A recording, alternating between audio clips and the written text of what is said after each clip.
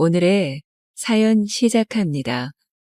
지옥 같은 회사 생활을 하며 월급의 노예가 된 지 벌써 5년째 다른 회사 동료들과 친구들의 SNS에 올라오는 화려한 일상 사진들을 보며 부러워하는 삶을 살아가고 있었죠.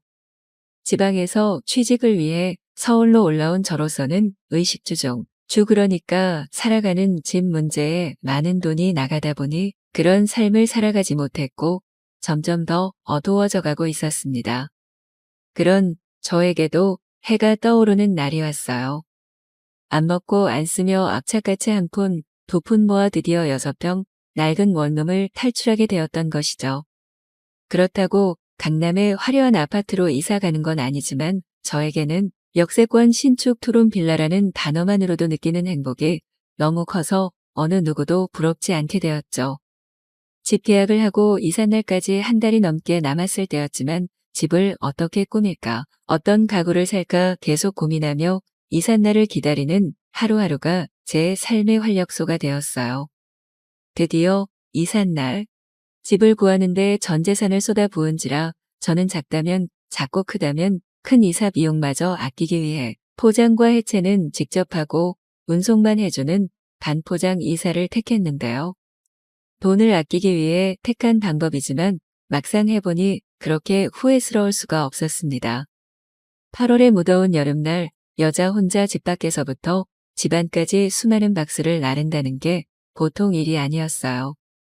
이삿짐을 날라주신 기사님께 돈을 더 드리고서라도 도움을 요청드리고 싶었지만 바쁜 일정으로 이미 기사님은 가버린 뒤였죠.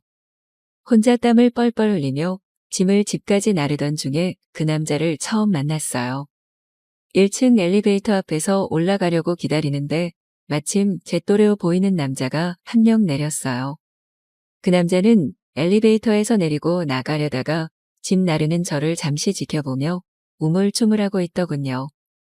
가려던 길을 갈지 말지 고민하는 것처럼 보인 채 그 자리에서 서성거리며 저를 지켜보고 있었죠. 저는 마음속으로 도와줄 거면 도와주고 갈 거면 가지 왜 쳐다보고 있을까 라는 생각을 하고 있었고 그 순간 뒤에서 그 남자의 굵직한 목소리가 들려왔어요. 도와드릴까요? 강한 햇빛 때문이었을까 순간 불어오던 살랑거리는 바람 때문이었을까 너무 힘들어서 작은 도움에 감동해서일까. 그 순간 그 남자에게 호감이 생겨버렸어요. 가까이 서보니 키와 체격이 컸고 운동을 많이 한 사람인 것 같았어요. 얼굴도 제가 좋아하는 스타일의 훈남이었죠. 잠깐 그 남자를 가만히 바라보던 저에게 남자는 도와준다고 했지만 싫다면 가겠다고 하였죠. 예의가 있는 남자였어요. 그런데 문제가 하나 있었죠. 그 남자에게 보인 제 모습은 이삿짐을 반 정도 나르는 동안 땀범벅에 머리는 엉망이고 화장도 하지 않은 못볼 꼴이었던 것이죠. 이런 꼴을 보여주는 게 너무 민망하고 창피했지만 도와준다는 말에 너무 감사하다고 말하며 정신줄을 잡고 덥석 도움의 손길을 받아들였죠. 무거운 짐들을 번쩍 들어올려 순식간에 집안까지 옮겨놓는 그 남자의 모습을 보며 집에는 남자가 있어야 한다는 어른들의 말씀이 괜한 소리가 아니라는 것을 다시 한번 생각하게 되었죠. 저 혼자 했다면 3시간 더 걸릴 일을 30분도 안 돼서 끝내게 되었으니까요. 짐을 다 나르고 그 남자에게 바로 감사 인사를 전하고 싶었지만 그 남자는 이제 끝났으니 가보겠다는 말과 함께 호련히 사라져 버렸어요. 집 앞에서 우연히 마주친 힘들어하는 저를 보고 본인 일처럼 도와준 사람에게 감사 인사도 제대로 전하지 못해 마음에 걸렸지만 일단 집안에 쌓인 이삿짐 정리가 우선이라는 생각이 들어 다른 생각은 나중에 하기로 했죠. 이사 온 첫날 저는 녹초가 된 몸으로 짐 정리를 어느 정도 마친 뒤 샤워를 하기 위해 화장실에 들어갔어요. 몸을 씻는데 이상하게 공허함이 느껴지며 아까 그 남자가 자꾸 생각났어요. 자꾸 그 남자의 몸을 상상하게 되고 사랑을 나누면 어떤 느낌일까 생각하며 혼자 해버리고 말았죠. 조금 있다가 몸이 진정되고 곰곰이 생각해보니 그 남자의 이름, 나이, 연락처 같은 정보도 모르고 이 건물에 사는 사람인지도 확실하지 않았죠. 잠깐 친구 집에 놀러 왔을 수도 있으니까요. 이럴 줄 알았다면 감사 인사를 하며 연락처라도 빠르게 물어볼 걸 하는 후회가 남았어요. 다음 날이 되니 이사 온 집이 더 마음에 들었어요. 방도 2개가 되어 옷과 짐들을 따로 보관할 수 있었고 거실도 넓어 아침에 TV를 보며 제가 좋아하는 요가를 할 수 있었죠.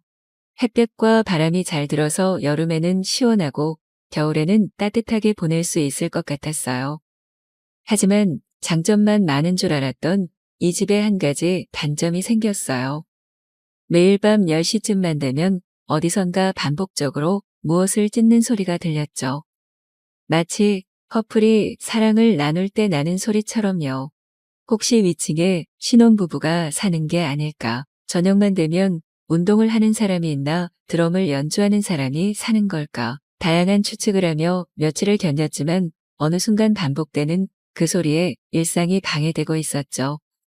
일상이 방해되니 점점 화가 났고 더 이상 참을 수 없었던 저는 밤 10시에 그 소리가 들리자마자 위층으로 뛰어 올라가서 한 소리 할 요량으로 씩씩거리며 벨을 눌렀어요. 그런데 놀랍게도 문을 열고 나온 사람은 이삿날 저를 도와준 그 남자였죠.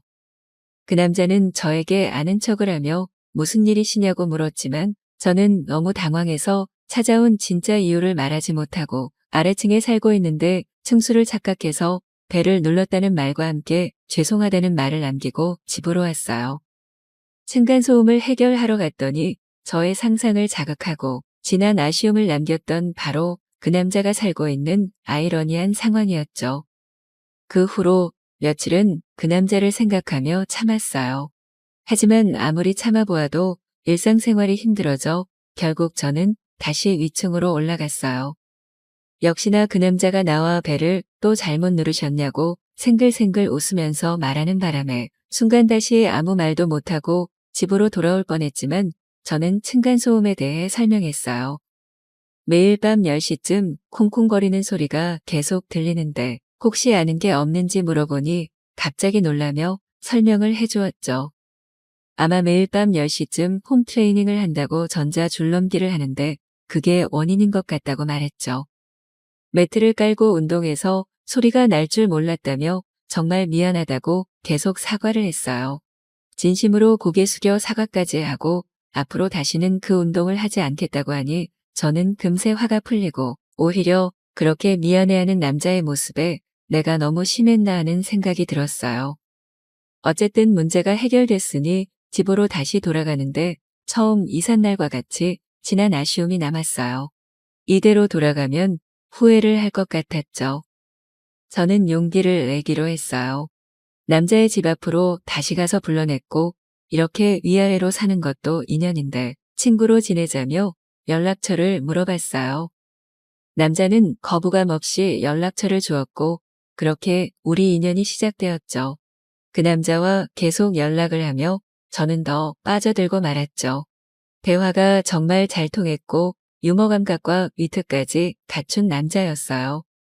저는 정말 적극적으로 다가갔고 그 남자는 저를 밀어내지 않고 잘 받아주었고 얼마 지나지 않아 우리는 연인이 되었어요.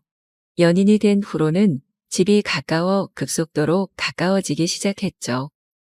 데이트가 끝나고 헤어지기 아쉬워하는 연인에게는 집이 가깝다는 점이 최고의 장점이었죠. 그렇게 우리는 매일 밤 위아래층을 오가며 밤낮으로 사랑을 나눴고 욕구가 강해 외로움을 느끼던 저를 완벽하게 만족시켜주는 최고의 남자친구였죠. 더할 나위 없이 행복한 하루하루를 보내고 있어요. 사귄 지 3년쯤 되는 지금 남자친구와 결혼 약속을 하였고 위층으로 살림을 합치게 되었어요. 한 번은 남자친구에게 처음 만난 날 왜 도와줬냐고 물었더니 땀에 범벅되어 힘겹게 박스를 옮기려는 그 모습이 너무 예뻐 첫눈에 반해버렸고 최선을 다해 저를 도와준 뒤 번호를 물어보고 연락하고 싶었지만 내성적인 성격 탓에 부끄러워서 도망치듯 사라져 버렸다고 하였어요. 그 후로도 우연히 마주치진 않을까 집 밖을 의미 없이 서성이며 기다렸는데 한 번도 만나지 못해서 너무 아쉬웠다고 하였어요. 저랑 같은 마음을 가진 채 기다렸다는 남자친구의 말에 운명이란 이런 것일까 하는 생각을 종종 하곤 합니다. 운명을 기다리는 여러분은 우연한 기회를 놓치고 후회하지 마시고 적극적으로 다가가길 바래요. 안녕하세요. 저는 지방에서 장사를 하고 있는 40대 후반 남자입니다. 전생에 죄를 많이 지었는지 아이는 없고 아내는 7년 전에 하늘나라로 갔습니다. 20년 가까이 같이 살던 아내가 하루아침에 교통사고로 하늘나라로 가면서 저는 한참 동안 힘든 시간을 보냈습니다. 다니던 회사도 그만두고 하루 종일 집에서 처박혀서 술을 마시거나 아내의 영정사진을 보면서 울거나 하늘만 보면서 멍하니 있었습니다. 그러던 어느 날 장인 장모님께서 찾아오셨고 정말 오랜만에 집 밖에 나와서 제대로 된 밥도 먹고 머리도 잘랐습니다. 저는 슬픔과 외로움 속에 갇혀서 하루하루가 지옥 같았는데 집 밖의 세상 사람들은 아무 일도 없다는 듯이 다들 열심히 살아가고 있었습니다. 그날 이후로 장인 장모님은 종종 찾아오셨고 그렇게 저는 다시 현실 세상으로 돌아올 수 있었습니다. 사연을 쓰면서 생각해보니 장인 장모님께서 저보다 더 힘들고 속상하셨을 텐데 철없는 사위까지 걱정거리가 되어드린 것 같아서 너무나 죄송한 마음이 듭니다. 다니던 회사를 다시 찾아가 보았고 제 사정도 잘 알고 상황도 이해는 되지만 복직은 안 된다고 하였습니다. 그렇게 여러 곳에 취업의 문을 두들겼지만 40대에 특별한 기술과 경력이 없다 보니 잘 되지 않았습니다. 결국 창업에 눈을 돌렸고 아내의 사망보험금과 집 대출을 최대한 받아서 창업을 하게 되었습니다. 최대한 많이 알아보고 신중하게 골라서 시작한 창업이라서 그런지 처음부터 나쁘지 않은 매출이 나오기 시작했습니다. 하지만 얼마 되지 않아서 전 세계적으로 질병의 문제가 생기면서 제 가게도 영향을 받기 시작했습니다. 갚아가던 빚은 다시 늘어나기 시작했고 결국 아내와 평생을 일해서 산 집이 경매로 날아갈 위기까지 왔습니다. 장사를 접어도 경매를 막기에는 턱이 부족한 돈이어서 망연자실해 있을 때 장인 장모님의 도움으로 집도 지키고 당분간 가게를 버틸 자금도 마련하였습니다. 꼭 갚겠다고 약속을 드렸는데 다음 해에 두 분 다 처제를 잘 부탁한다는 말씀과 함께 아내 곁으로 가셨습니다. 저보다 20살이나 어린 처제는 하염없이 울기만 하였고 아내를 보냈을 때 저처럼 눈에는 아무런 희망과 영혼이 없어 보였습니다. 아무런 의욕도 없고 말도 하지 않는 처제를 혼자 둘 수 없어서 제 집에 데리고 와서 챙겨주었습니다. 시간이 지나면서 장인 장모님의 유품과 유산을 정리해야 하는데 처제는 아무 말도 하지 않았습니다. 결국 처제에게 동의서만 받아서 제가 알아서 유품도 정리하고 유산도 나누었습니다. 특히 유산은 제가 장인 장모님께 도움받았던 금액만큼 처제가 더 받아가도록 정리했습니다. 다 정리한 결과물을 보면서 처제도 고맙다고 하면서 잘 마무리가 되었습니다. 시간이 지나고 처제는 다시 자기 집으로 돌아갔습니다. 집으로 돌아간 이후에 처제와는 가끔씩 연락만 주고받거나 장인 장모님 미단에 기일과 명절에 만나는 것이 전부였습니다. 그런데 작년 이맘때쯤부터 자주 찾아오기 시작했습니다. 가게 근처로 외근 나왔다가 지나가는 길에 들렸다고 하거나 퇴근하는 길에 아내 생각이 나서 맥주 한 잔 같이 하려고 왔다고 하거나 이럴 때까지 그럴 수 있다고 생각을 했는데 갑자기 제가 잘 지내고 있는지 걱정이 돼서 왔다고 할 때는 정말 너무 수상했습니다. 그렇게 10번 가까이 오고 난 이후에 솔직하게 할 말이 있다면서 이야기를 꺼냈습니다. 내용은 간단했습니다. 회사를 다니면서 주변 지인의 추천으로 코인 투자를 해보았고 소액으로 하면서 나름 재미를 본 것 같았습니다. 그래서 처제가 모은 돈을 전부를 코인에 투자를 하였고 제법 큰 수익을 봤다고 하였습니다. 그러고 나니 직장 생활에 회의감도 들고 때마침 갈구던 상사도 마음에 안 들고 해서 퇴사를 하였답니다. 본격적으로 집에서 코인 투자를 시작했고 벌기도 하고 잃기도 하면서 욕심과 망상은 점점 더 커지면서 퇴직금 민 유산까지 전부 다 코인에 투자를 하였고 그것이 완전히 복구가 안 될 만큼 망했다고 하였습니다.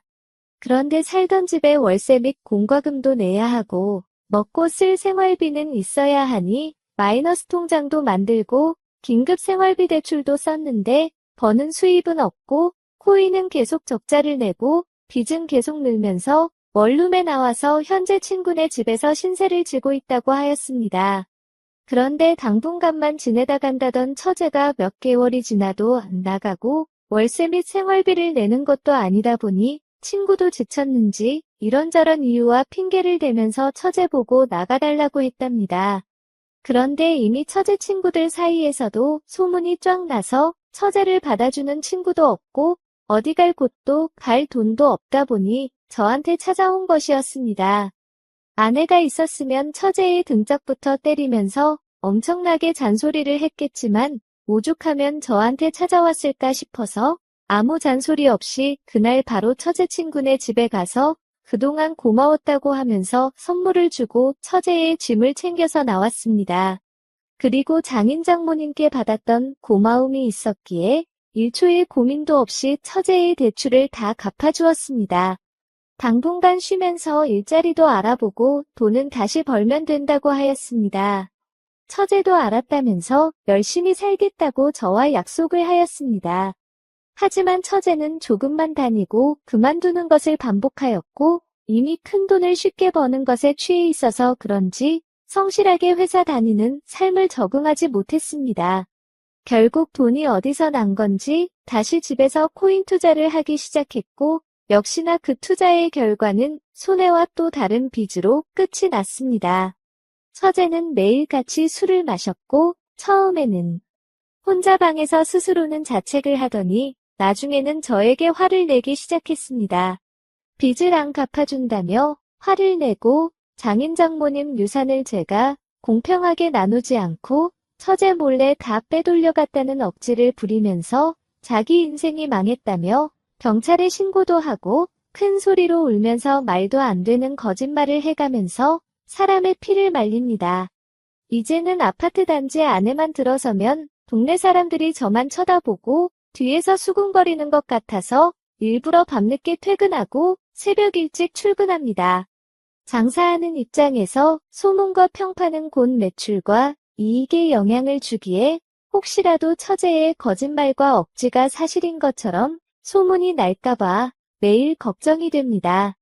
또 처제에게 돈을 준다고 완전히 해결될 일도 아닌 것 같고 그냥 이대로 지내자니 결국엔 제 생업도 포기해야 될 것 같습니다.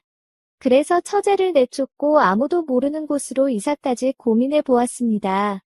최근 들어서는 처제가 저에게 몹쓸 짓을 당했다는 듯이 말을 꾸며내기 시작했습니다. 인터넷을 찾아보니 절대 몹쓸 짓을 안 했다며 억울함을 호소해도 확실한 증거가 없고 여성이 피해자라고 우기면 일단 남자에게 불리한 상황이 벌어진다는 글이 너무 많은 것을 보고 나서 곧바로 집에다가 CCTV를 설치했습니다. CCTV가 있어도 어떤 문제가 생길지 모른다는 생각에 이제는 처제랑 집에 있는 것이 불편합니다. 아무래도 어떻게든 결론을 지어야 할 것 같은데 장인 장모님이 마음에 걸립니다. 조용히 잘 끝낼 수는 없는 걸까요? 오늘의 사연은 여기까지입니다. 구독과 좋아요, 알림 설정 부탁드립니다. 긴 글을 읽어주셔서 감사합니다. 안녕하세요. 한참 결혼 준비로 바쁘던 30대 남자입니다. 4월 중순에 결혼 예정이었고 집은 전세 끼고 구입한 빌라가 있습니다. 같은 회사에서 여친을 만나 사귀다 만 3년 만에 결혼을 하게 되었는데 여자네 집에서도 크게 뭐라 하시지 않고 순조롭게 진행이 되는 듯 했습니다. 신혼여행에 앞으로 계획도 세우며 여친에게 자세히 얘기는 안 했지만 집에 전세를 빼줘야 되다 보니 집을 담보로 5, 6천 정도 대출을 받게 되었는데 어머님이 가지고 계신 현금이 4천 정도 있으신데 두 분 사시는데 여기저기 들어가는 돈도 있고 신부 예물이나 신혼집 공사 비용 등 돈이 들어갈 일이 있으면 사용해야 되니 일단 결혼하고 나서 남은 돈이랑 축의금 들어온 걸로 갚고 나머지는 아버지가 가지고 계신 거 처분되는 대로 갚아주시겠다 하셔서 크게 신경 쓰진 않았고 이자만 저희가 부담하는 걸로 하고 마무리되었습니다.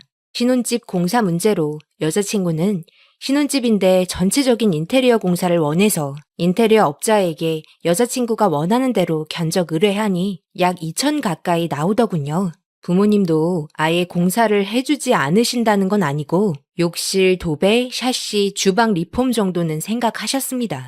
저희 부모님은 어차피 재개발 바라보고 산 빌라고 가격이 매매가 활성화되면 팔고 빨리 돈 모아서 더 좋은 집으로 이사를 갈 때 도움을 주시겠다고 하셨는데 여자친구는 아파트가 아니라서 그런지 많이 서운해 하더라고요. 그냥 그렇게 다들 어느 정도 의견 차이는 있는 거고 잘 넘어가는가 싶었습니다. 웨딩 촬영도 하고 신혼여행 준비도 어느 정도 마무리되고 예물도 맞추고 그런데 보름 전쯤 친할머니가 돌아가셔서 모든 스케줄은 잠시 중단된 채 탈상 5일째가 지나고 몸에 몸살 기운에 복통이 있어 누워있는데 여자친구 부모님께 호출이 왔더라고요.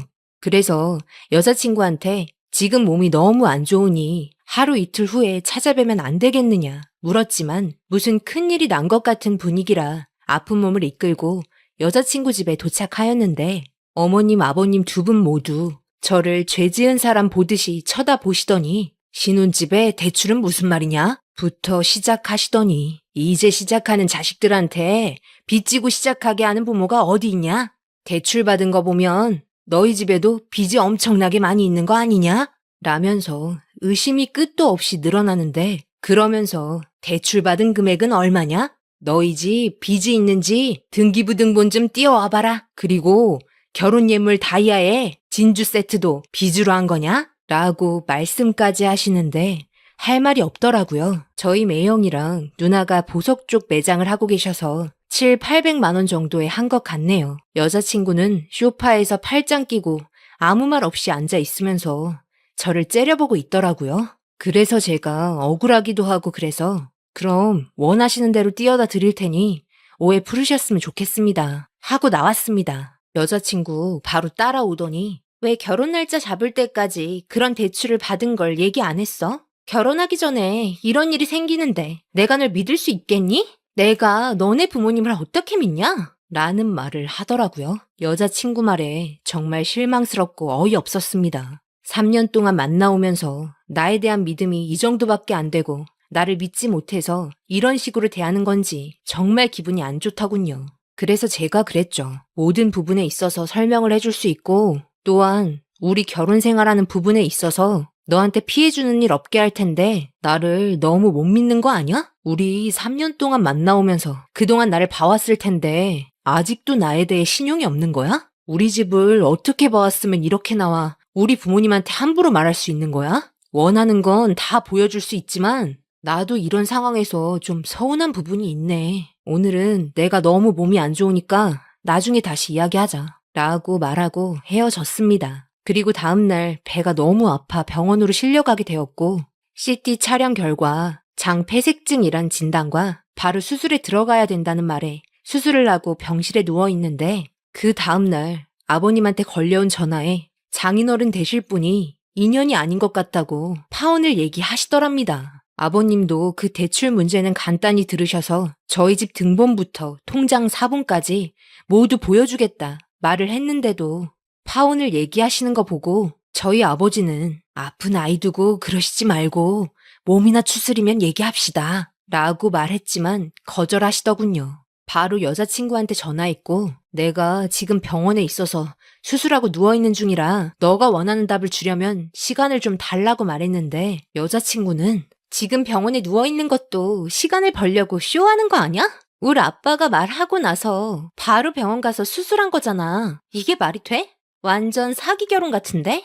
라면서 그 이후에 저에 대한 믿음이 없어졌다는 말만 반복하면서 여자친구는 차갑게 돌아섰고 저는 병원에 누워 아무런 대처도 못하고 파혼을 당했네요. 참고로 대출부터 집 공사 모두 부모님께 신세를 지게 된 건 이제까지 모아놓은 돈을 집 사는데 쏟아 부은 터라 현재 가진 돈이 1,000만 원 안팎뿐입니다. 차 사는 것도 미루며 나름 모았다고 생각했는데 많이 모자르더라고요. 그리고 저희 집은 아버님 어머님 연세가 있으셔서 일은 안 하시지만 두 분 장사하시면서 연금 부어놓으신 거랑 모아놓으신 돈 약간 그리고 지금 살고 계신 집이 종로의 단독주택인데 한옥이라 시에서 보상으로 매입해 주는 걸로 알고 있는데 할머니도 돌아가시고 저도 장가가면 집이랑 이것저것 처분하시고 15억쯤 안 되는 돈으로 조그만 빌라 하나 사서 두 분이 사시고 나머지 월세 받아 생활하실 계획이셨어요.